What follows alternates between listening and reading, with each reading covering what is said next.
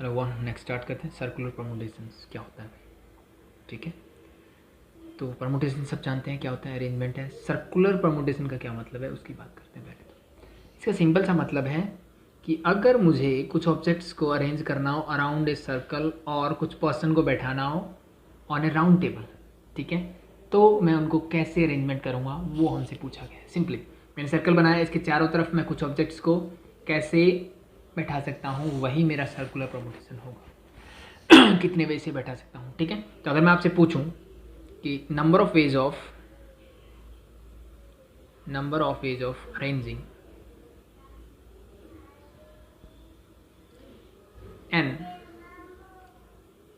N different object बोल दो या फिर पर्सन ही बोल देता हूँ मैं, n persons on a round table. एक राउंड टेबल पे एन पर्सन्स को मैं कितने नंबर ऑफ वे से बैठा सकता हूँ या फिर इन ए सर्कल। इसका सिंपल सा फॉर्मूला होता है मेरा n-1 फैक्टोरियल वे से। अगर टोटल पर्सन n है तो मैं उनको n-1 फैक्टोरियल वे से बैठा सकता हूँ, बट ये आया कैसे उसकी बात हम करते हैं। ठीक है, तो मैं काम करता हूँ, एक सिंपल सा एग्जांपल लेता हूँ।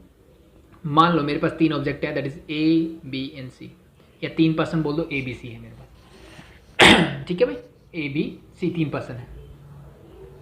तो अगर मैं लीनियर अरेंजमेंट की बात करूं, जो कि हम अभी तक सीखते आए थे, अभी तक करते थे, कि 3 ऑब्जेक्ट को मैं कितने वे से अरेंज करता हूं, सिंपली 3 फैक्टोरियल वे से मैं इसको अरेंज कर सकता हूं। It means 3 factorial means 6 ways से मैं इसको अरेंज कर सकता हूं, दैट इज, ठीक है। तो बट मुझे तो बात करनी है सर्कुलर परमुटेशन की, ठीक है, कि एक सर्कल के अराउंड मैं इसको कितने वे से अरेंज कर सकता हूँ। तो मैंने अगर सिंपली देखूँ तो लेट बी, मैंने मान लो इसको ऐसे 3 सीट है मेरे पास और इस पर मैंने ऐसे अरेंज कर दिया। पहली अरेंजमेंट मैंने देखी। दूसरी अरेंजमेंट मान लो मैंने क्या किया, इस सीट पे ए को बैठाया, इस पे बी को, इसको इस पे बैठाया सी को, एंड द नेक्स्ट अरेंजमेंट मैंने दी ए को यहाँ, बी को यहाँ और सी को यहाँ। सीट चेंज कर दी मैंने, ठीक है। तो अगर मैं अब ध्यान से देखूँ तो क्या ये तीनों अरेंजमेंट अलग अलग हैं? हमें दिख रहा है कि हाँ बिल्कुल, सीट पे ए था और फिर बी और सी, ठीक है। तो इस बी वाली सीट पे ए आ गया, देन ए का आ गया, सी वाली सीट पे आ गया, तो अलग अलग अरेंजमेंट दिख रही है, ठीक है। लेकिन ये अरेंजमेंट सेम ही है अगर हम बात करें सर्कुलर अरेंजमेंट की। कैसे, देखो, मैं मान लो ए से पूछता हूँ, ठीक है, ये ए है, मान लो इसका फेस हमारी तरफ है, ठीक है। तो अगर मैं इसे पूछूं तो इसके हिसाब से ये वाला इसका क्या होगा, राइट हैंड साइड, और ये उसका होगा लेफ्ट हैंड, ठीक है। तो ए से मैंने पूछा कि भाई किस हिसाब से बैठा है बी और सी, ये बोलेगा कि मेरे बी में तो मेरे लेफ्ट में तो बी है और मेरे राइट में सी है। फिर मैंने इस ए से पूछा तो इसने भी सेम ही जवाब दिया कि मेरे लेफ्ट में तो बी है और राइट में क्या है, सी है। सेम है, इस ए से पूछा तो फिर इसने यही जवाब दिया कि मेरे लेफ्ट में तो क्या है, बी है और राइट हैंड में क्या है, सी है, ठीक है। तो क्या इस हिसाब से ये अरेंजमेंट अलग अलग है? तो मुझे यहाँ पता लगा कि इन सर्कुलर अरेंजमेंट ये अरेंजमेंट तो सेम है, बट अगर मैं लीनियर करता तो लीनियर में मेरे पास यही अरेंजमेंट कैसे बनती, ये मुझे दिखता मान लो ए बी सी होता, ठीक है। फिर मैं इसको लिखता बी सी ए, फिर मैं इसको लिखता सी ए बी। ये 3 अरेंजमेंट थी जो इन केस ऑफ सर्कुलर तीनों ही क्या होगी, सेम हो गई, क्योंकि रिलेटिव टू ए बी और सी की पोजीशन चेंज ही नहीं हुई। बट यहाँ पे देखो ए के रिलेशन में बी और सी की पोजीशन चेंज हो रही है, ठीक है। ए के क्या है, लेफ्ट में बी है और सेकंड लेफ्ट में क्या है, सी है, बट यहाँ पे देखो ए के लेफ्ट में कुछ है ही नहीं, ठीक है। तो इस हिसाब से ये अलग अलग अरेंजमेंट है। लेकिन यहाँ पे अगर मैं ध्यान से देखूँ तो in case of circular arrangement ये तीनों अरेंजमेंट क्या है, सेम है, सेम एज इट इज। बाकी की जो 3 अरेंजमेंट है जो बच गई, जो यहाँ से मेरी बननी चाहिए, कौन कौन सी बनेगी, अगर मैं इसको करूँ सी बी ए, उल्टा कर दिया, देखो first arrangement, second, third, total 6 बनती है, ठीक है। अब मैंने क्या किया, बी ए सी, इसको ऐसे कर दिया, ए को आगे लिया तो ए सी बी, ये 3 अरेंजमेंट और बन गई। और अगर मैं इनको सर्कुलर में देखूंगा तो ये फिर से मेरी सेम अरेंजमेंट बनेगी। कैसे देखूँ, सी बी ए, तो मैंने सी बी ए मान लिया, ऐसे बैठाया, ठीक है। अब मैंने क्या किया, इस सीट चेंज करते हैं, तो ये सी था, इस पे ए को ले आया, सी आगे चला गया बी ए से, ठीक है। नेक्स्ट सी को मूव करते, सी फिर बी और फिर ए, ठीक है। तो फिर से किसी एक से पूछ लो, चाहे मान लो मैंने ए से ही पूछा तो ए बोलेगा, ये देख लो भाई, ए क्या बोलेगा, मेरे राइट में बी है, वहाँ पे लेफ्ट में था, अब राइट में है, और लेफ्ट हैंड में क्या है, सी है। सेम एज इट इज, ए फिर से वही बात बोलेगा यहाँ पे और ए फिर से यही बात बोलेगा यहाँ पे। It means in case of circular arrangement मेरी जो अरेंजमेंट है वो टोटली सेम है, ठीक है। 3 अरेंजमेंट, कितनी अरेंजमेंट? Total 3 arrangement.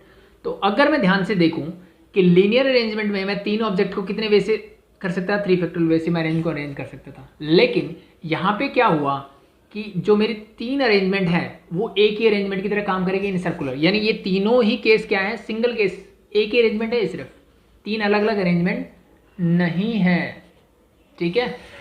ये अलग अलग होगी लेकिन वो केस हम बाद में बात करेंगे। फिलहाल देखो यहाँ पे कुछ फिक्स नहीं है कौन सी सीट कहाँ है। तो अगर रिलेटिव पोजीशन की बात की जाए तो ये अरेंजमेंट, ये अरेंजमेंट, ये अरेंजमेंट सेम है, सेम एज इट इज। मेरे नीचे वाली ये और ये अरेंजमेंट भी सेम है, ठीक है। इतना हो गया। तो अब मुझे पता है कि ये 3, ये भी 3, दोनों अरेंजमेंट सेम है। तो 3 का क्या बन रहा है? 1। यहाँ भी 3 का क्या बन रहा है? 1। तो इसका मतलब अगर मैं इसको 3 से डिवाइड कर दूं तो मेरी टोटल नंबर ऑफ अरेंजमेंट आ जाएगी। यस और नो? बिल्कुल आ जाएगी, ठीक है। क्योंकि ये 3 3 के पेयर बन रहे, मुझे 3 से एक ही बनाना है। 3 से क्या थी? 1। तो मैं अगर 3 से डिवाइड कर दूंगा तो मुझे उससे 1 मिल जाएगा। तो इसको अगर मैं सॉल्व करूँ तो मुझे मिलेगा that is your 3 into 2 factorial divide by 3। 3 and 3 get cancel out, you get 2 factorial. क्या मिला मुझे? 2 फैक्टोरियल। एज इट इज अगर मेरे पास ऑब्जेक्ट्स 4 होते हैं, means A B C D 4 objects और 4 पर्सन्स आते हैं, ठीक है, तो फिर भी मेरे पास वही केस बनता कि मान लो A B C D ऐसे अरेंज करता। नेक्स्ट केस में मैंने क्या किया? A को इधर ले गया तो A B C D। Next case में फिर से मान लो A को मैंने मूव करवाया, और एक और केस अगर मैं बनाऊंगा तो then your A is here A B C D। देखो अब चारों केस में क्या डिफरेंस है, अगर मैं ध्यान से देखूँ चारों में क्या डिफरेंस है। ठीक है, तो अगर मैं रीड करूँ A से मैं पोजीशन पूछूंगा तो A बताएगा कि भाई मेरे राइट में D है, लेफ्ट में B है और मेरे सामने C है। सेम एज इट यहाँ से मेरे सामने C है, मेरे राइट में D है, मेरे लेफ्ट में B है। सेम एज इट इज यहाँ से मेरे लेफ्ट में B है, राइट में D है और सामने क्या है? C। Same as it is वो यहाँ बताएगा। तो A के रिलेटिव में ये पोजीशन क्या है? सेम है। तो इन केस ऑफ, अब यहाँ पे मेरी कितनी 4 ऑब्जेक्ट्स को मैं 4 फैक्टोरियल वे से अरेंज कर सकता हूँ, लेकिन अब फिर से 4 अरेंजमेंट जो लीनियर अरेंजमेंट थी उनसे मिला के मेरा क्या बनता है? ये लीनियर अरेंजमेंट है। 4 अरेंजमेंट को मिला के सर्कुलर अरेंजमेंट कितनी बनती है? एक ही बनती है। इन केस ऑफ 4 ऑब्जेक्ट तो डिवाइड में क्या करूँगा? 4। That become your 4 into 3 factorial divide by 4। Again this and this get cancel out, you get 3 factorial. तो अब इन दोनों की ऑब्जर्वेशन से एक चीज़ मुझे समझ में आई कि जब मेरे पास 3 ऑब्जेक्ट्स थे, ठीक है, तो मेरा आंसर है that is 2 factorial. It means we can say 3 minus 1 factorial. जब मेरे ऑब्जेक्ट्स 4 थे तब मेरा आंसर है 3 factorial. It means that is 4 minus 1 factorial. तो जब मेरे ऑब्जेक्ट n होंगे तो उसके लिए क्या होगा? That is n minus 1 factorial. That is your answer, ठीक है। तो होप सो चीज़ समझ में आई। सिंपल सा तरीका है, वैसे कुछ नहीं है, ठीक है। तो सर्कुलर अरेंजमेंट को ऐसे कर सकते हैं कि एक काम कर दो, जितने भी नंबर्स ऑफ पर्सन है, 10 नंबर ऑफ पर्सन है, तो मीन्स सर्कुलर अरेंजमेंट कितनी होगी? 9 फैक्टोरियल वैसे, ठीक है। ऐसे समझ में आया तो ठीक है, नहीं तो एक और तरीका भी है इसको समझने का। मैं ऐसे कर सकता हूँ कि अब देखो, अब यहाँ पे हमने एक चीज़ ऑब्जर्व की कि A के रिलेटिव में मुझे पोजीशन देखनी है, ठीक है। अगर A के केस में B उसके हमेशा लेफ्ट में ही आ रहा है तो फिर कोई फर्क नहीं पड़ता, वो अरेंजमेंट अलग नहीं होगी, ठीक है। तो इसका मतलब ये है, इसको मैं एक और तरीके से सीख सकता हूँ कि मान लो मेरे पास 4 ऑब्जेक्ट्स हैं A B C D again, ठीक है। तो अगर मैं A को क्या कर दूं? फिक्स कर दूं कि A यहीं बैठेगा भाई। A को फिक्स कर दिया, A को फिक्स कर दिया। A को फिक्स करने के बाद मतलब A को इधर उधर घुमाने से कोई फर्क नहीं पड़ने वाला, ठीक है। A को मैंने फिक्स कर दिया। A को फिक्स करने के बाद मैंने देखा कि B C D को मैं कितने वे से अरेंज कर सकता हूँ? अब मैं इन 3 ऑब्जेक्ट्स को मैं 3 फैक्टोरियल वे से अरेंज कर सकता हूँ। और अगर मेरे पास n ऑब्जेक्ट होते तो मैं उनको क्या करता? एक ऑब्जेक्ट फिक्स करता, बाकी कितने बचे? n माइनस 1, उनको अरेंज करना है तो कैसे करूँगा? n माइनस 1 फैक्टोरियल वे से मैं उनको अरेंज करूँगा, ठीक है। तो अब A के रिलेटिव में जो चीज़ हो रही है उससे परमुटेशन पे फर्क पड़ता है, न कि A की पोजीशन को चेंज करने से इसमें कोई फर्क पड़ेगा। ये चीज़ ध्यान रख लेना, हो जाएगा आई थिंक, ठीक है, सिंपल है। तो दैट इज़ योर फॉर्मूला। समझ में आया? बहुत अच्छी बात है। नहीं आया तो भाई फॉर्मूला तो रट्टा मार ही सकते हो, इतना काम तो कर ही सकते हो, ठीक है। तो देखो क्वेश्चन नंबर 1 से स्टार्ट करते हैं। बहुत छोटे बहुत कम क्वेश्चन हैं, ठीक है, बहुत आसान। In how many ways can 8 student be arranged in A line? एक लाइन में मुझे 8 स्टूडेंट अरेंज करने हैं। तो लीनियर परमुटेशन में तो हम सीख चुके कि 8 स्टूडेंट को मैं 8 फैक्टोरियल वे से अरेंज कर सकता हूँ, ठीक है। 8 फैक्टोरियल की वैल्यू पुट कर दो, यू गेट योर आंसर। एक सर्कल में कैसे अरेंज कर सकता हूँ, तो अभी भी सीखा कि सर्कुलर परमुटेशन क्या होता है, जितने नंबर ऑफ स्टूडेंट है उनमें से एक कम कर दो, उनका फैक्टोरियल ले लो, it mean that is 7 factorial. ठीक है, इसकी वैल्यू पुट कर दो, you get your answer. I think बहुत सिंपल है। ठीक है, आगे बढ़ते हैं, नेक्स्ट वाला देखो। Find the number of ways in which 5 men and 4 women can be seated at a round table, show that no 2 women are together. अब अगेन मुझे क्या करना है, एक राउंड टेबल पे ही बैठाना है। ठीक है, टोटल कितने हैं, 5 men are there and 4 women are there, can be seated at a round table, show that no 2 women are together. कोई भी 2 women जो है वो इकट्ठी नहीं बैठनी चाहिए। ठीक है, तो क्या करें, अगर मेरे पास ये लीनियर का क्वेश्चन होता तो मैं क्या करता कि भाई कोई भी 2 वोमेंस इकट्ठी नहीं बैठनी चाहिए, तो मैं क्या करता 5 मैंस को सिट करता पहले। तो मान लो M1, M2, M3, M4 और M5 पांचों मैंस को मैं बैठा। ठीक है, फिर क्या करते हैं, ये जो गैप बन गए बीच में, इन गैप्स में हम वोमेंस को सेट करते हैं। तो इन 5 मैन को मैं कितने वे से अरेंज कर सकता हूँ, बाय 5 फैक्टोरियल वेज, ये सुनो। बाकी कितना बचा, 1 2 3 4 5 6 वेज, 6 प्लेसेज है मेरे पास, वोमेंस कितनी है 4, इट मीन्स यहाँ से मैं 6p4 वे से इनको अरेंज कर देता, इनकी मल्टीप्लाई कर देते, यू गेट योर आंसर। ठीक है, ये होता है लीनियर के लिए, लेकिन मुझे तो सर्कुलर टेबल पे चाहिए। ठीक है, तो सर्कुलर पे मेथड वही लगाएंगे हम। सबसे पहला काम मैं करता हूँ कि 5 मैन को मैं बिठा लेता हूँ, M1, M2, M3, M4, M5, पाँचों मैन को मैंने पहले बिठा दिया। तो इनको बिठाने के कितने तरीके हैं, 5 पर्सन्स को मैं एक राउंड टेबल पे कितने वे से अरेंज कर सकता हूँ, दैट इज सिंपली 4 फैक्टोरियल वे से। ठीक है, तो यहाँ पे आप लिख सकते हो 5 person can sit on a round table और 5 man can sit on a round table in 4 factorial veg, और वी कैन सिट 24 वेज। अब मुझे 4 मोमेंट्स को भी बिठाना है, तो कितने वे से बिठा सकता हूँ। अब मैंने देखा कि वो कहाँ कहाँ आने चाहिए, यहाँ पे, यहाँ पे, यहाँ पे, यहाँ पे, या फिर यहाँ पे। कितने हो गए, 1 2 3 4 5 वेज आते हैं। ठीक है, मीन्स 5 प्लेस पे कितनी वोमेंस को बैठाना है, 4 वोमेंस को। तो क्या यहाँ एक कम करने की जरूरत है, आई थिंक नो। ठीक है, क्योंकि मुझे इस गैप में बैठाना है, और गैप कितने हैं 5, तो मैं सिंपली दे दूँ 4 women can sit in 5 places by 5p4 ways. ठीक है, सिंप्लीफाई करोगे यू गेट 5 फैक्टोरियल हो जाएगा, डिवाइड बाय 1 फैक्टोरियल लिखने से, दैट इज 120।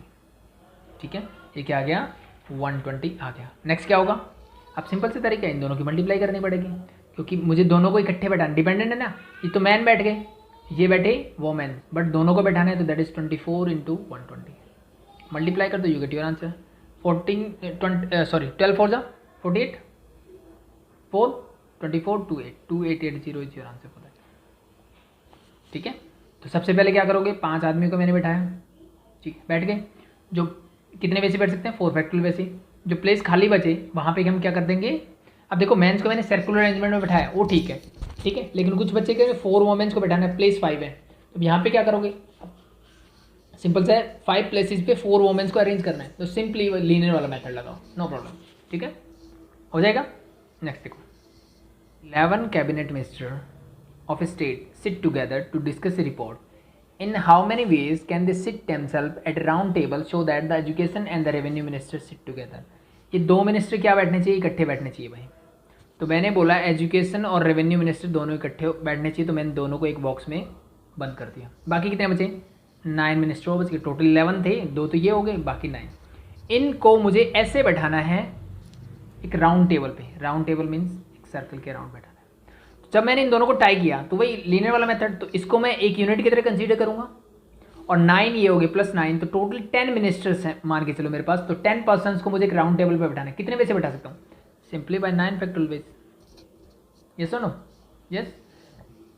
बट इन दोनों को इकट्ठे बोला है ई और आर को, ठीक है, तो ये भी तो कितने नंबर ऑफ वे से अरेंज हो सकते हैं, ये हो सकता है आर ई बैठे या फिर ई आर बैठे, मतलब नंबर ऑफ वेज इज 2, तो इंटू 2 फैक्टोरियल कर दो, सेंड 2 कर दो, तो दैट इज योर आंसर। ठीक है, 9 फैक्टोरियल इंटू 2 फैक्टोरियल, इसको सॉल्व कर लो, आई थिंक सॉल्व करना आता है, जस्ट मल्टीप्लाई करना है, you get your answer for that. ठीक है, अगर वो बोलता है education and revenue minister do not sit together, बैठने नहीं चाहिए इकट्ठे, तो फिर क्या करते, सिंपल सा, ये तो टुगेदर का हो गया, इकट्ठे नहीं बैठने चाहिए, उसके लिए टोटल अरेंजमेंट हो जाती 10 फैक्टोरियल, और इस 10 फैक्टोरियल से क्या माइनस करते, ये माइनस कर दो, तो अब ये वो आ जाएगा जब ये दोनों इकट्ठे नहीं बैठेंगे। ठीक है, आई थिंक बहुत आसान है, आगे बढ़ते हैं। The prime minister of 8 countries sit round a table, in how many ways can they sit if Indian and Pakistan Prime Minister are not to sit together? इन दोनों को इकट्ठे नहीं बैठने देना भैया, वही वाला जो मैंने लास्ट में बता दिया, आई थिंक कुछ अलग नहीं है। टोटल 8 कंट्रीज़ के मिनिस्टर हैं, तो मैंने एक बार तो क्या किया, पाकिस्तान और इंडिया वाले को बांध दिया, इकट्ठा कर दिया, तो बाकी कितने देश के बचे 6, इनको एक यूनिट की तरह ट्रीट किया, तो ये टोटल हो गए 7। तो 7 मिनिस्टर्स को मैं एक राउंड टेबल पे कितने वे से अरेंज कर सकता हूँ, बाय 6 फैक्टोरियल वे से अरेंज कर सकता हूँ। अब देखो, अब तो मैंने इनको टाई करके बोला, सॉरी 6 फैक्टोरियल इनटू, अब इन दोनों को बांधा भी था ना, तो इनटू 2 फैक्टोरियल वे भी आएंगे साथ में, यस और नो, समझ में आएगा नहीं? ठीक है, मैंने इन दोनों को क्या किया, इकट्ठे, मैंने बोला भी ठीक है, इसने बोला कि दोनों को इकट्ठे नहीं बैठना चाहिए, तो मैंने एक बार माना कि दोनों को इकट्ठे बैठा दिया, तो पाकिस्तान और इंडिया वाले मिनिस्टर को मैंने टाई किया, बांध दिया, इकट्ठे बैठाया, तो दोनों एक यूनिट की तरह काम करेंगे। बाकी बचे 6, टोटल हो गए 7, तो 7 मिनिस्टर्स को मुझे एक राउंड टेबल पे कितने वे से अरेंज कर सकता हूँ मैं, बाय 6 फैक्टोरियल वेज। अब इन दोनों को जो टाई किया, ये PI और IP ऐसे भी तो बैठ सकते हैं ना, ठीक है, तो इसका मतलब 2 फैक्टोरियल वे से ये अरेंज हो सकते हैं।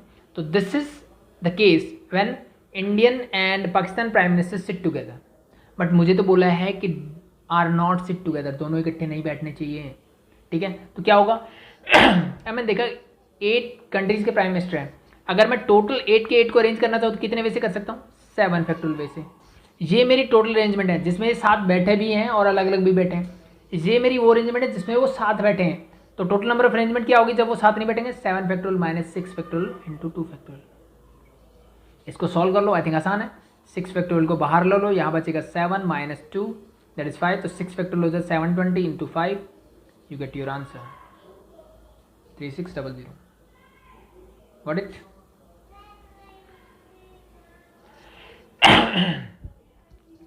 अब देखो भाई, there are 3 black balls are there, 4 blue balls are there and 5 red balls are there. In how many ways can they be arranged in a row? एक रो में कितने वे से मैं इनको अरेंज कर सकता हूँ, तो हमने लास्ट क्लास में ही पढ़ा था, ठीक है, permutation of n object when all are not different, जब सभी अलग अलग नहीं होंगे मतलब कुछ सेम होंगे।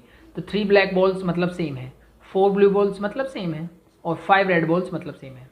तो टोटल ऑब्जेक्ट है मेरे पास 5 + 4 9, 9 + 3 12, तो इनको मैं 12 फैक्टोरियल वे से अरेंज कर सकता हूँ, पहली चीज़ तो ये। लेकिन ये 3 ऑब्जेक्ट जो है ब्लैक, यानी ब्लैक बॉल अगर ये 3 है तो इनको मैं आगे पीछे करूँगा तो उनसे कोई फर्क नहीं पड़ने वाला, तो इनसे कितनी अरेंजमेंट मिलेगी, 3 फैक्टोरियल वे से। 3 फैक्टोरियल, 4 ब्लू बॉल्स है तो divide by 4 factorial, 5 red balls है divide by 5 factorial. This is when we have to arrange in a row. Simple है, आई थिंक सॉल्व कर लोगे इसको तो हो जाएगा। सेकंड इसने बोला अराउंड ए सर्कल, अगर मुझे एक सर्कल के अराउंड को अरेंज करना हो तो कितने वे से करूँगा। तो पहली चीज़ तो मैंने देखी कि 5 रेड बॉल्स हैं, 4 ब्लू बॉल्स हैं एंड 3 ब्लैक बॉल्स हैं, तो 5 + 4 9 + 3 12, तो मैं इनको सर्कल पे अगर अरेंज करना हो तो मैं इनको 11 फैक्टोरियल वे से अरेंज करूँगा, यस और नो, बिल्कुल सही। अब डिवाइडेड बाय क्या हो जाएगा, सीधी सी बात है भाई, 3 ब्लैक बॉल्स है तो इनकी अरेंजमेंट कितनी होती है, 6 फैक्टोरियल वे से। तो ये 6 फैक्टोरियल तो मुझे, सॉरी 3 फैक्टोरियल तो मुझे, 3 ब्लैक बॉल्स तो 3 फैक्टोरियल वे यानी 6 वे से मैं अरेंज कर सकता हूँ, तो मैं डिवाइड बाय क्या करूँगा, 3 फैक्टोरियल।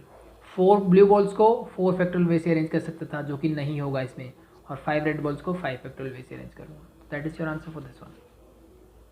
सिंपल है भाई, तो सिंपल सिर्फ यहाँ देखना है, ठीक है। तो ये परमुटेशन हो गया जब मेरे सभी ऑब्जेक्ट्स क्या होंगे, डिफरेंट नहीं होंगे, यानी कुछ ऑब्जेक्ट्स सेम होंगे, ठीक है भाई। तो नेक्स्ट देखो, 2 एग्जाम्पल लिया मैंने। 3 boys and 3 girls are to be seated around a table in a circle. Among them, the boy X does not want any girl Nickbor, and the girl Y does not want any boy Nickbor. How many such arrangement are possible? ठीक है, तो इसने क्या बोला, 3 boys and 3 girls हैं, ठीक है, boys भी 3 हैं और गर्ल्स भी मेरे पास 3 हैं। मुझे क्या करना है, इनको अरेंज करना है अराउंड ए सर्कुलर टेबल, और यहाँ पे एक बॉय एक्स है, उसने क्या बोला, वो बोलता है कि मेरे निकबोर में कोई भी लड़की नहीं बैठनी चाहिए, यानी अगर एक्स यहाँ बैठ गया तो ना तो लड़की यहाँ आ सकती, ठीक है, इस प्लेस पे, और ना इस प्लेस पे, इसके निकबोर में लड़की नहीं आ सकती। इसका मतलब यहाँ पे बॉय ही आएगा, लेट बी इज बॉय 1 और बॉय 2, बॉय 3 तो एक्स हो ही गया क्योंकि टोटल कितने बॉयज़ हैं, 3 बॉयज़ आते हैं, तो इसके निकबोर में ऐसे आना चाहिए, ठीक है। सेम एजरीज एक लड़की वाई है, उसने बोला कि मेरे निकबोर में कोई लड़का भी नहीं आना चाहिए, तो इसका मतलब इसके दोनों तरफ कौन बैठेगी, लड़कियां बैठेंगी, लेट इज G1 और G2 मैंने मान लिया, ठीक है। तो ऐसी कितनी अरेंजमेंट पॉसिबल है वो इसने बोला। तो सिंपल सा मुझे दिख रहा है, देखो इसका प्लेस फिक्स हो गया, इसका भी फिक्स हो गया, ठीक है, कि ये इसके निकबोर में कोई लड़का नहीं होना चाहिए, और इसने बोला इसके निकबोर में, एक्स ने बोला इसके निकबोर में कोई लड़की नहीं होनी चाहिए। तो अब जो अरेंजमेंट बची वो इसकी और इसकी बची। इस लड़की को मैं इधर लेके जा सकता हूँ? नहीं लेके जा सकता, कंडीशन फॉलो नहीं होगी। ना इस लड़की को इधर लेके जा सकता, ना इस बॉय को इधर लेके आ सकता।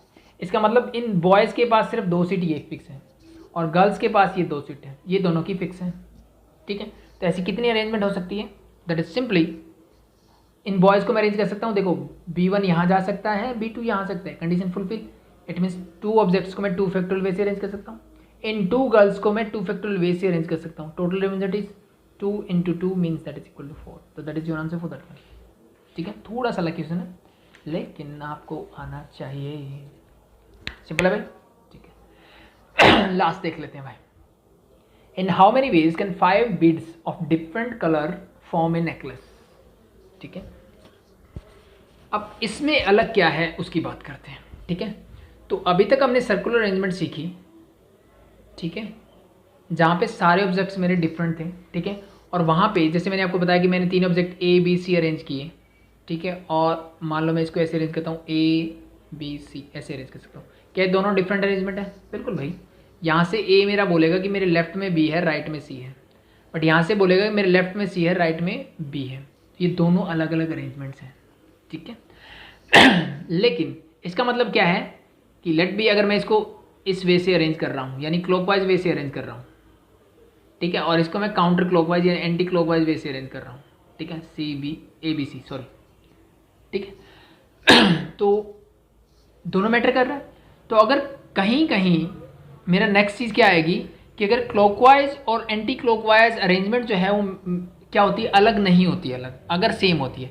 जैसे इसने बोला है नेकलेस या गले में कुछ भी जो मालाएं होती हैं, ठीक है, फूल वाली हो कैसी भी हो, तो आपने देखा होगा कि अगर मैं इस पॉइंट से इधर देखूं या इधर देखूं, दोनों ही तरफ मेरी अरेंजमेंट जो होती है वो सेम होती है, ठीक है। यानी मैं इसको अगर उल्टा भी करके देखूं तो मुझे कोई फर्क नहीं मिलेगा, ठीक है। मालाएं देखी होगी, माला होती है जिसमें कुछ मोती टाइप कुछ भी होता है वहाँ, ठीक है। तो अगर मैं इसको उल्टा भी कर दूं तो मुझे एंटी क्लॉकवाइज या क्लॉकवाइज में कोई फर्क नजर नहीं आएगा। यानी इसका कहने का मतलब है कि यहाँ A है तो यहाँ भी B है और यहाँ भी B है, मान लो, ठीक है। तो इसको आप क्लॉकवाइज से पढ़ो या एंटी क्लॉकवाइज डायरेक्शन से पढ़ो, क्या कोई फर्क पड़ेगा? ABB दोनों ही तरीके से मैं सेम अरेंज करूँगा, ठीक है। तो जब इस टाइप की केसेज आपको मिलेंगे, नेकलेस, ठीक है, या फिर जैसे मैंने बोला कि माला वगैरह जो आपको मिलेगी, ठीक है, तो उस टाइप के एग्जाम्पल्स में क्या होगा आपके पास, ठीक है, कि उसको मैं क्लॉकवाइज देखूं या एंटी क्लॉकवाइज देखूं, दोनों में कोई फर्क नजर नहीं आने वाला, ठीक है। इसका मतलब क्या है, यहाँ पे जो मेरी अरेंजमेंट थी, मैंने जब इसको ABC बोला तो दैट इज योर ABC हो गया, एक ऐसे मैंने रीड किया तो, ठीक है। लेकिन एंटी क्लॉकवाइज रीड में अगर करूँगा this become your ACB, but वहीं पे मैं C और B को C से रिप्लेस कर दूँ तो this is ACC and this is also ACC, दोनों क्या हो जाएगी, सेम हो जाएगी, ठीक है। इसका मतलब मेरी टोटल नंबर ऑफ अरेंजमेंट जो होगी वो पहले से कितनी हो जाएगी, हाफ। यानी ऐसे पढ़ो या ऐसे पढ़ो सेम है, तो जितनी अरेंजमेंट ऐसे बनेगी उतनी अरेंजमेंट ही ऐसे बनेगी। तो मैं डबल काउंट कर रहा हूँ, तो जब एंटी क्लॉकवाइज और क्लॉकवाइज मैटर नहीं करेगा तो मेरी नंबर ऑफ अरेंजमेंट क्या हो जाएगी, दैट इज अगर मेरे पास n ऑब्जेक्ट्स हैं तो उनकी सर्कुलर अरेंजमेंट होती है n-1 फैक्टोरियल, और जब एंटी क्लॉकवाइज और क्लॉकवाइज जो अरेंजमेंट मैटर नहीं करेगी तो मैं डिवाइड उसको किससे कर दूंगा, 2 से डिवाइड कर दूंगा, मीन्स मेरी अरेंजमेंट क्या हो जाएगी, हाफ हो जाएगी, ठीक है। तो स्पेशली ध्यान रखना कि जब नेकलेस वगैरह की बात होगी तब आपका फॉर्मूला जो है ये यूज होगा, क्योंकि नेकलेस, ठीक है, या फिर जो मैंने आपको बोला माला वगैरह जो होती हैं, ठीक है, मीन्स सर्कुलर चीज़ें, ऐसी अरेंज की हुई चीज़ें जिनके दोनों तरफ जो चीज़ें हैं वो सिमेट्री में होती है, यानी जितना लेफ्ट में है उतना ही राइट में अगर है, ठीक है, तो वहाँ पे क्या होगा, मेरा क्लॉकवाइज एंटी क्लॉकवाइज मैटर नहीं करेगा, और जहाँ ये मैटर नहीं करेगा तो फिर मैं टोटल नंबर ऑफ अरेंजमेंट ऐसे फाइंड आउट करूँगा। तो सिंपली यहाँ पे क्या बोला, नेकलेस है, तो how many ways can 5 bits of different colours form A necklace, 5 bits of different colours of A necklace कैसे फॉर्म कर सकती है, तो दैट इज सिंपली मैं करूँगा 5 बिट्स को कितने वे से अरेंज कर सकता हूँ, सर्कुलर वे में, that is 4 factorial veg, but necklace है, इसका मतलब क्लॉकवाइज एंटी क्लॉकवाइज मैटर नहीं करता, डिवाइड बाय 2, ठीक है, that is 24 divide by 2 mean that is equal to 12, तो दैट इज योर आंसर, ठीक है। तो अगर आपको इस टाइप के क्वेश्चंस भी अगर मिलते हैं तो आप इनको क्या कर सकते हो, इस वे से कर सकते हो। ध्यान रखना कि नेकलेस वगैरह का आपको एग्जाम्पल मिलता है, ठीक है, तो फिर आपको ध्यान रखना है कि वहाँ पे क्या होता है, दोनों तरफ मतलब प्रैक्टिकल एग्जाम्पल आपको दिमाग में होना चाहिए कि ये क्या चीज़ होती है, ठीक है, तो वो आपके दिमाग में आना चाहिए। अगर वैसा आता है तो फिर आपको कोई फ़र्क नहीं पड़ेगा, फिर आपको पता लग जाएगा कि यहाँ क्लॉकवाइज एंटी क्लॉकवाइज मैटर करता है या नहीं करता है, ठीक है। अगर क्लॉकवाइज एंटी क्लॉकवाइज मैटर करता है, जैसे अभी तक हमने जितने अरेंजमेंट की थी, तो फॉर्मूला होगा एन ऑब्जेक्ट के लिए n-1 फैक्टोरियल वे से मैं इसको अरेंज करूँगा, ठीक है। और अगर ऐसा नहीं होता है तो इन दैट केस कि क्लॉकवाइज एंटी क्लॉकवाइज मैटर नहीं कर रहा, तो फिर क्या होगा, n-1 फैक्टोरियल डिवाइड बाय 2 हो जाएगा मेरा, ठीक है। तो ठीक है, तो आपका चाहे नेकलेस हो, गार्लैंड जैसे मैंने बोला, ठीक है, तो उन चीज़ों के लिए वर्क करेगा। तो अभी के लिए थैंक यू।